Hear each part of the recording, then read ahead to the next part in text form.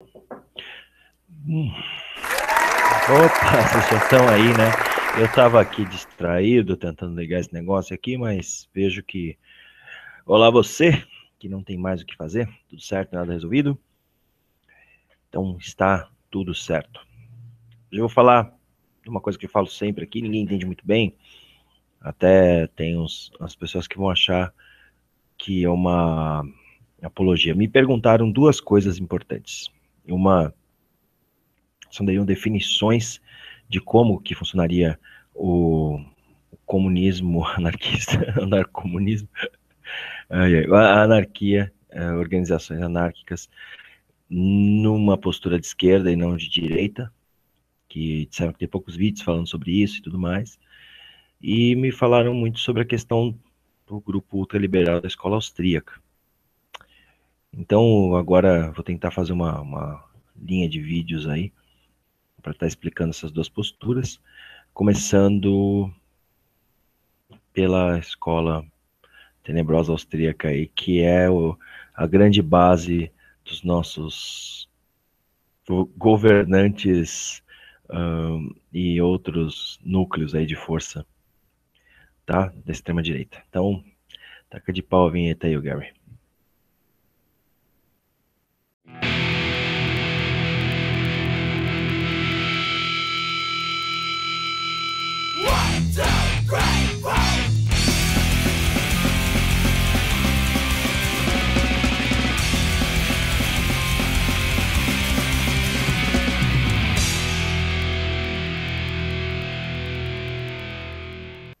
Ah, bom menino. Ok, a escola austríaca tem um teórico que é o Bubba Werk, né, que vocês devem ter visto que eu citei esse teórico no debate com o Evandro Sinotti. É um teórico que ele não leu, né? Ele admitiu que não leu e não lerá, tá? Confiem que ele não lerá.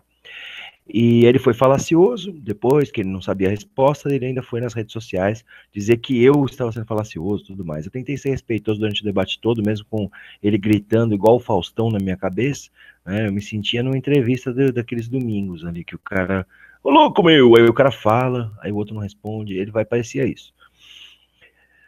Isso faz um tempo já, quem não assistiu, tá aí uma boa proposta para vocês assistirem.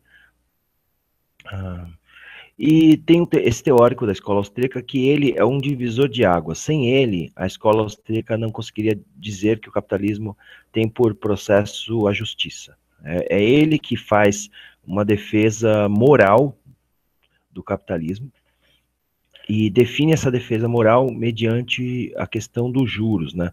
Ou então a perspectiva de juros. Qual que seria essa base? Então, eles colocam que não existe uma exploração no trabalho, porque quem define o valor das mercadorias, ou o valor que vai ser acumulado como lucro da empresa, é o mercado. Então, existem trabalhos que são improdutivos. Esse é um dos pontos.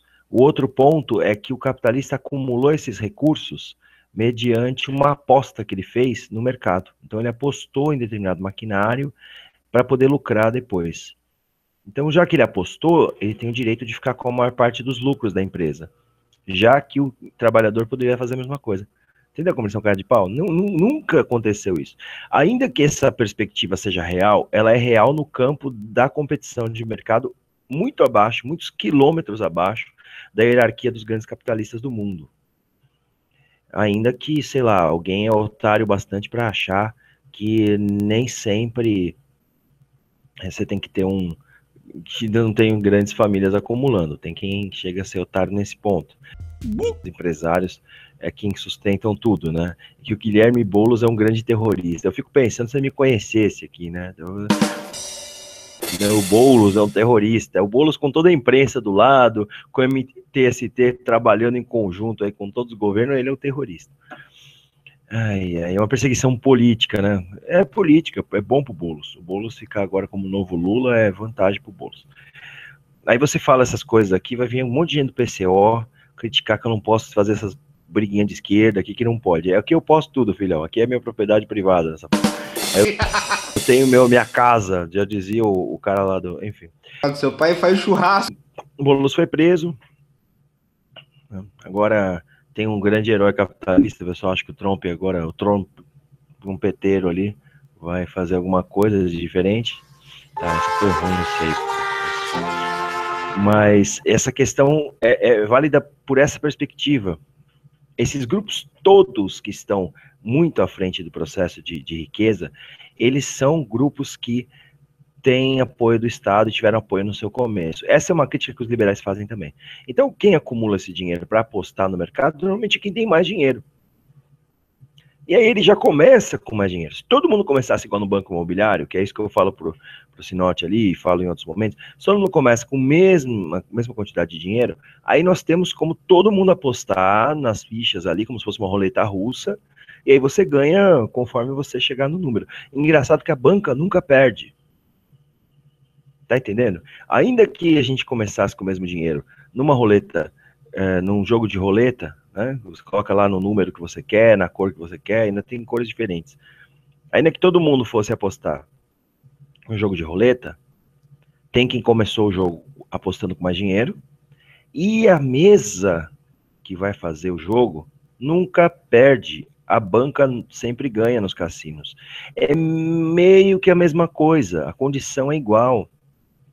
É o mesmo cassino. O capitalismo funciona da mesma forma. Ele possui sim um processo de competição que ele estabelece, mas ele estabelece dentro das regras que ele mantém. E para isso ele tem uma organização armada do Estado para fazer isso. Então, quando a escola austríaca passa depois para Rothbard, né, depois quando morre o Mises, que aí o Rothbard vai falar sobre o fim do Estado mediante a expansão do capitalismo, essa perspectiva vai passar para a mão de alguém para o jogo continuar. E aí até que tem outro vídeo aí do Humberto, Saia da Matrix, que chama Imposto é Roubo, né? Que também é bem interessante. E aí eu fiz essa analogia aqui também. Existe uma diferença entre o que eu falo sobre o fim do Estado e o que um ultraliberal ou defensor de um livre mercado de governos, né, seriam termos mais coerentes, defende. Até por isso que, no fim das contas, a comparação do Humberto entre o anarcocapitalismo e o feudalismo é perfeita. Tanto que o Hope, que é o último que está vivo até hoje dos anarcocapitalistas, o mais influente do pensamento deles, o Hope vai estar defendendo a monarquia como um processo ainda mais eficiente e ainda mais voltado para a liberdade. Ou seja, é a contradição da contradição. Por que entra-se nessa coisa débil, assim, nessa inversão de valores, ou de contradição do escravo achar que é mais livre sendo mais escravizado? Porque você tem um processo de subjetivação, né? E quando você fala que eu não posso proibir a proibição, então é permitido proibir. Então eu torno a escravidão voluntária um processo natural. Então, veja bem, se eu vou dar liberdade plena e absoluta ao carrasco para ele ter liberdade, então ele vai proibir todos que ele quiser. Então fica evidente que dá para ter um governo absolutista e despótico chamando isso de liberdade. Lembra muito 1974, onde escravidão é liberdade. Então guerra é paz. É o discurso do grande irmão. Não faz diferença. Por isso que eu falo que a referência ao Estado em si é uma referência a um fantasma, a uma abstração. É isso que eu fiz. Foi assim que eu escorracei o Omaro da internet. Né, Omaro, se quiser voltar aí, estamos aí. Porque quando ele começou a se embrenhar no plano político macroeconômico, eu falei, meu amigo, Estado que você está defendendo aí é um processo histórico, que é o que o Humberto coloca muito bem no vídeo dele. É um processo histórico ligado ao modo de produção que a gente tem. Foi feito para servir ao que serve, que é manter as coisas tais como elas estão.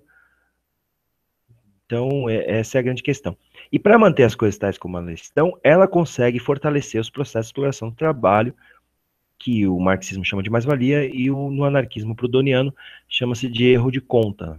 Então, a maior parte do valor fica com uma elite que comanda esse valor. Ah, mas essa elite, o Estado malvadão, né, como diriam os liberais aí, é o culpado, ou a gente também, o Estado liberal que acumula mais. Tá, mas ele acumula mais em conjunto com essas grandes empresas. Isso nós, anarquistas, não negamos. Entendeu? Essa que é a grande questão. Então, o Estado, ele estabelece esses valores e as empresas ao redor, normalmente, praticamente sempre, prestam serviços em correlação com a grande produtora central, que é a grande, é o exemplo que a gente tem. Eu tenho um exemplo mais claro aqui na região onde eu vivo, que inclusive influenciou o país inteiro, que é a região do ABC, especialmente na produção de veículos automotores. O ABC nunca vai ter uma produção, pelo menos não enquanto a classe trabalhadora não se organizar, o que pode levar gerações, mas é assim, no processo que a gente teve, nunca a gente vai ter uma linha férrea, por exemplo, de metrô que corte São Paulo e chega até o ABC plenamente. O metrô que a gente tem sai de São Caetano, é um só, mas podia ter uma linha ferroviária gigante. Por quê? Porque o lobby das empresas de carro pressiona o governo para poder fazer rodovias, para fortalecer essa linha e para diminuir a linha de trem. Cada vez mais em São Paulo se diminui as linhas de trem. Da minha região até a capital, a gente já perdeu várias linhas, assim, várias estações, que a gente é obrigado a pegar ônibus, dar várias voltas gigantes, porque essas empresas pressionam para que não haja essa ação que favoreceria a população. E nesse aspecto, o liberalismo discorda desse tipo de processo, mas os liberais, na prática, não vão intervir nessa ação, nem no governo e muito menos nos ditos movimentos sociais, que, como o Movimento Brasil Livre ou outras coisas assim, que são financiados por grandes corporações. Entende? Então, o interesse da grande corporação é preservado pelo Estado.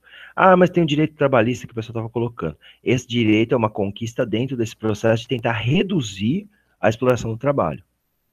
Por quê? Porque o trabalhador ele tem um interesse e o patrão tem outro interesse.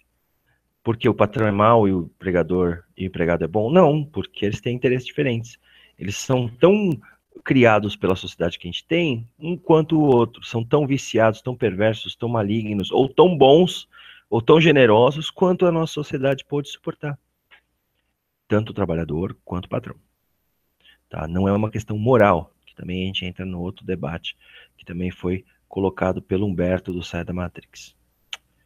Tá? Então, o aspecto mais importante é que existe sim essa exploração do trabalho, porque não se deu condições iniciais para esse grupo estar produzindo com as suas próprias condições, seus próprios processos de trabalho. Tá bom? Então, isso contradiz a ideia do Bubaver, que esse é um primeiro ponto. Que quem começou a tirar os territórios da população foi o Estado, com a ajuda dessas empresas corporativas. Isso também os liberais, um liberal decente, digamos assim, entre aspas, é isso que eu costumo dizer. Não precisa concordar com a minha ideologia, mas se você seguir sua própria ideologia, você não estaria concordando com isso. Né? Muitos liberais acham que foi uma maravilha. Isso estão errados. E ANCAP, pá. Você vê, o mundo real não foi assim. Então, esse processo inicial, eles são críticos a ele. Esse é o primeiro ponto. Segundo ponto, onde o Bubaver está errado de novo. Ele faz como exemplo o Robinson Crusoe, que é aquela coisa que eu comentei.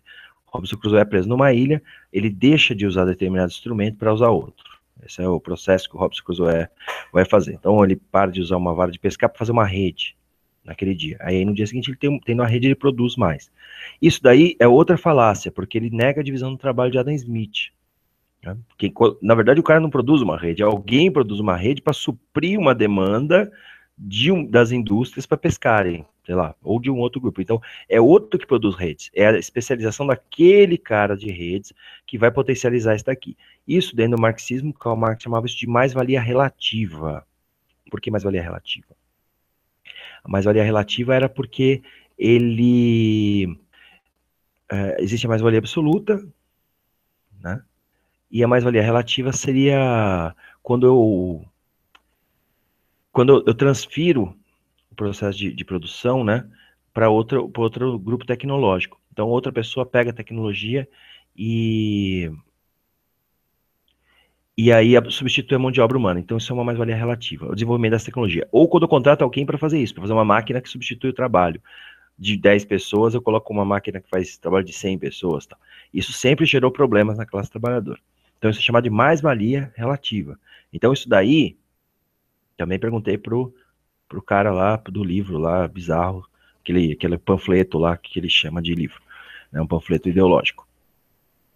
Como que ele encara a mais-valia? Também ele não sabe, porque ele não leu, então ele não vai responder. Nunca responderão. Então, a segunda parte, não tem.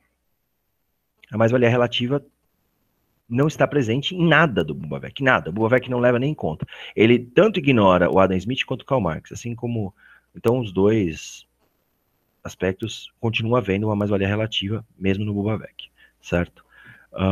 Ok. Existe, finalmente, a última questão, que é o sacrifício. Esse sacrifício, ignorem completamente, porque isso não faz parte nem da praxeologia de Mises. Então, ele critica a própria praxeologia de Mises. Em outras palavras centrais, o Bubavec é só um cara falacioso, que engana as pessoas dizendo que o valor vem totalmente do mercado, sendo que isso não foi negado por Karl Marx ou por qualquer pensador da esquerda, que o mercado que dá isso, questão de trabalho produtivo é amplamente discutida por Marx, que é daí, inclusive, que vem a ideia do mais-valor, porque ele vai falar que a sociedade capitalista não leva em conta trabalhos que não estejam vinculados à valorização de troca. Então, ou seja, o sujeito não leu o que está criticando, e depois de não ler o que está criticando, ele ainda escreve uma teoria que contradiz a própria escola da qual ele faz parte. Mas como ele é coleguinha, vai de forma religiosa. Eles aceitam de forma eclesiástica, assim. Mas há 1000 críticas a respeito do pensamento do cara. Tá bom? Por hora é isso. Muitas gracias. E até a próxima. E até mais.